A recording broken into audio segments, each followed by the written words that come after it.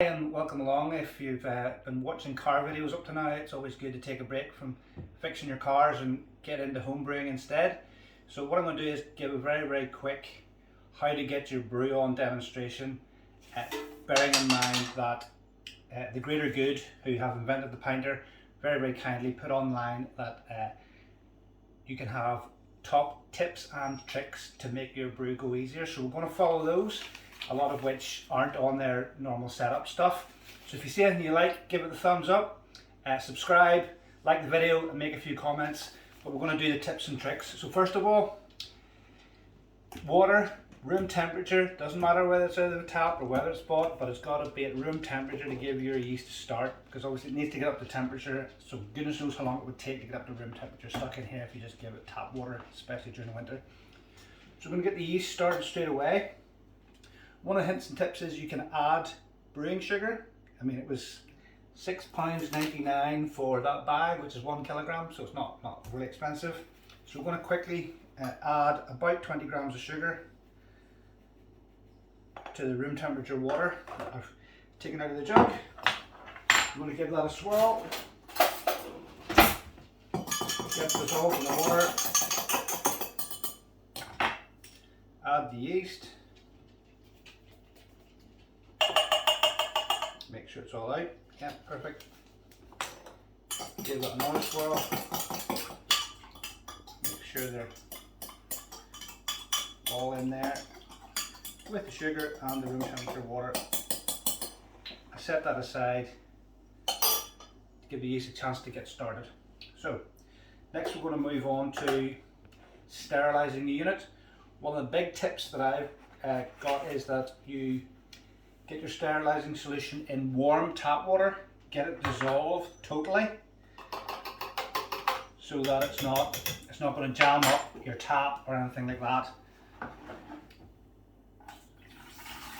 So it's nicely dissolved, no crystals left. Get that in there. Now the marks on the new Pinters, the fill line is tap side, and it's different. Sometimes it's circles, sometimes it's etched lines, it's all sorts of things. But on this one it's an etched line. So we're going to go ahead and fill it up with just warm tap water up to the fill line.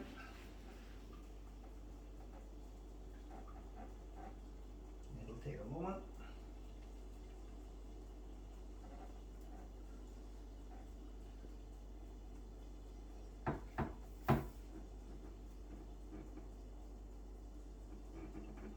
Yeah, that's good. Now, a lot of guys on Facebook, etc., on some of the sites are having difficulties getting the brewing docks on. So first of all, go ahead and screw on the cap so that the handle lines up straight across. Fold that down so that the handle sits in the recess, and then we want to put our brewing dock on, which normally requires a little bit of a wiggle like that and a bit of downward pressure, and that just goes on like that. Sits on brewing dock fitted and all lined up that the arrows meet. So we want to give that a good shake side to side. Obviously, like a lot of homebrew, if you go back to the old days of homebrew when you're brewing buckets, it's all about sterilize, and pretty much this is no different. So give that a good solution round.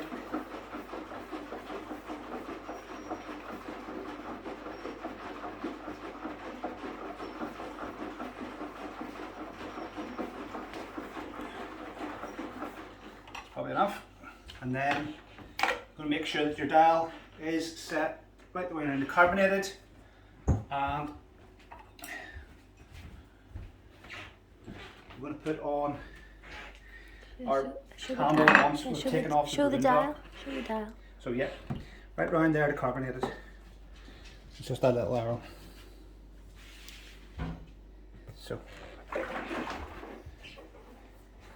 we take the brewing dock off again. quite simple.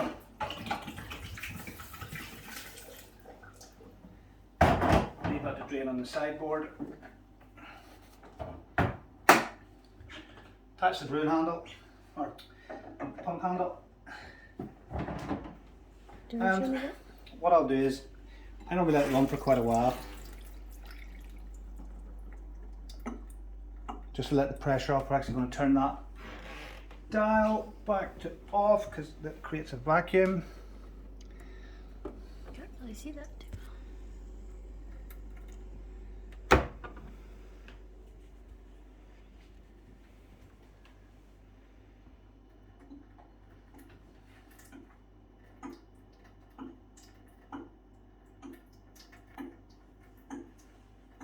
So that's plenty of sterilizer through the actual spout. Then we can undo the cap. Now, another top tip: if you're ever stuck at any stage, especially after brewing, and you need to get your handle off, spoon in through the handle.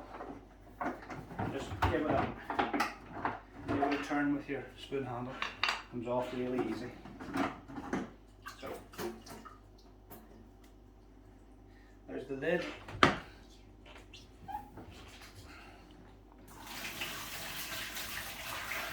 Sterilising fluid away. They say there's no need to rinse, but if there's any residual in there, I'm not overly keen on tasting it. Quick rinse out with that.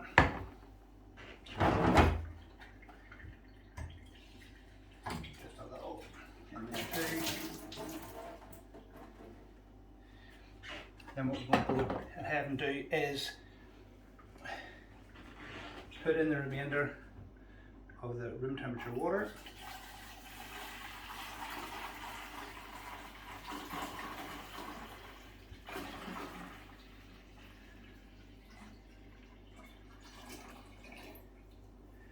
Check what is on the line, not far off. Obviously we've still a bit of water left with our yeast here and here getting started. So I'm going to just add a little bit of hot water. So we're going to put the yeast in. Give that a bit of a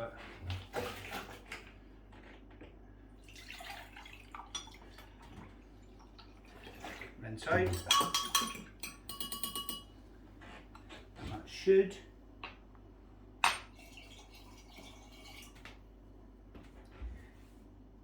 bring us right up to the fill line. Perfect thumbs up for that one. Now, stick the remainder of the sugar in.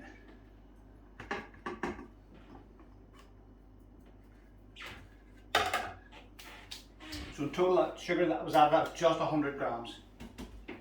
Just 100 grams. Now we have, what's going on tonight is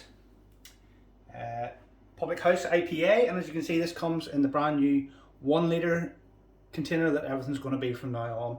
So everything's 1 litre. Used to be 700s, but the new ones are 1 litre. So we're going to go ahead, and they've Greater Good have said, look, just the press is obviously a bit thinner, but still use the fill line and still add this bad boy in, which is just gone with me, which is handy.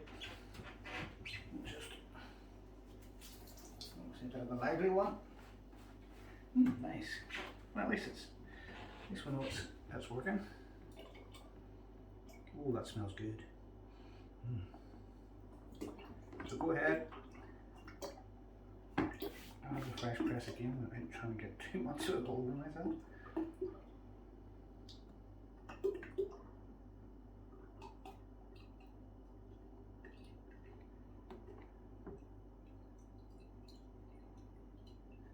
That's in there. And what we'll do is we'll just add a little bit of previously boiled water into the fresh press, just to make sure we get every last bit out. Give it a good shake.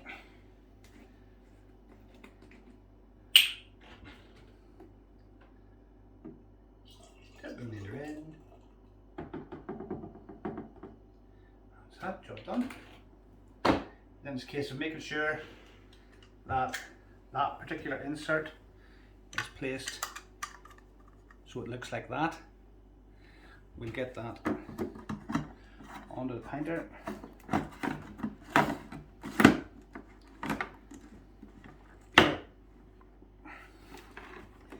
Tighten up to the right lines, lock her in so that she's in place. Now, this is where some people struggle. With the weight of the press and the 5 litres of water, etc., right up to the fill line, what can happen is the interior compartment can sink ever so slightly. But we'll just see with this brand new pinter how she goes on. Because if she doesn't go on brew and dock down, you might need to turn it upside down and add it whilst she's on the floor. So we'll give it a bit of... No, she's going to be fine. Yeah, quite easy like that, just turn them on. Lines are lined up. She's on there, so what we're going to do is, now the brew and dock's on, we're going to give it again another good shake, because obviously we've press in there, room temperature water, the sugar and the yeast that have been melted into the water. So we're going to give that whole lot quite a healthy shake now, so that it's all sugar's all dissolved. We don't want any of that still. Need it all dissolved nicely. So that's what I would call a rigorous shake. Yeah. But work done now saves any disasters later on. So that's all shook up, as the king used to say. So what I would recommend is brewing times on the front, 4 days brewing, 3 days conditioning. Totally ignore that. Go to the back of the box and it'll give you conditioning times and brewing times for longers. And most people you'll see online on Facebook will go for the longer times. We will also do one 24-hour period of cold crash, which is just leaving it like this, brew and dock on exactly the way it is.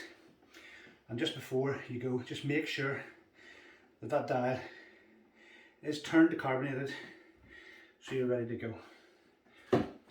Then we will just write on the label, we're not going to do 4 days and 3 days, no, nothing like it. We are going to do 5 and 7.